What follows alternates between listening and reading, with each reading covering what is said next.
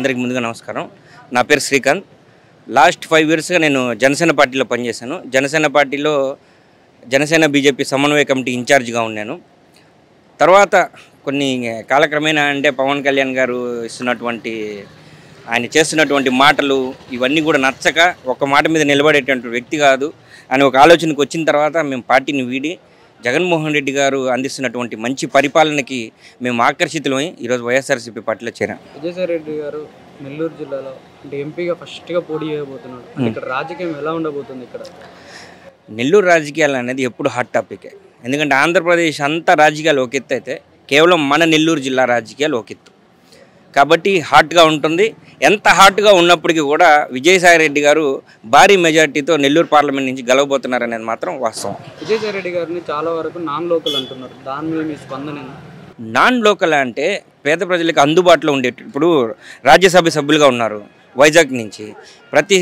ప్రతిరోజు వైజాగ్ వాళ్ళతో మాట్లాడుతూనే ఉన్నారు. వాళ్ళకి ఏం కావాలో మంచి పనులు చేస్తున్నారు. ఈరోజు విజయసాయి రెడ్డి గారు వైజాగ్ వదిలి నెల్లూరులో పోటీ చేస్తున్నా కూడా వైజాగ్ నుంచి వేల మంది ప్రజలు తరలి వస్తున్నారు ఇక్కడ విజయసాయి రెడ్డి గారి కోసం పనిచేయడం.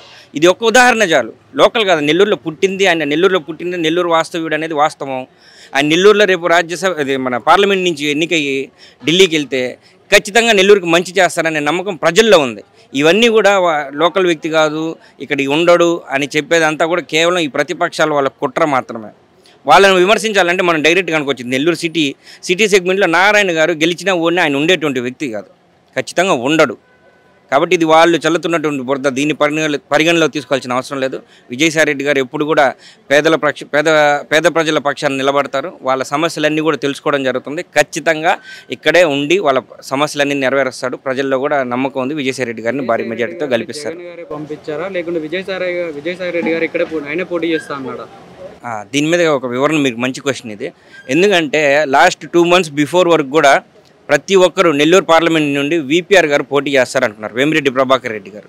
అటువంటి వేమిరెడ్డి ప్రభాకర్ రెడ్డి గారు కొన్ని పరిస్థితుల వల్ల ఆయన పార్టీ వీడి వెళ్ళిపోవడం జరిగింది. తెలుగుదేశం పార్టీ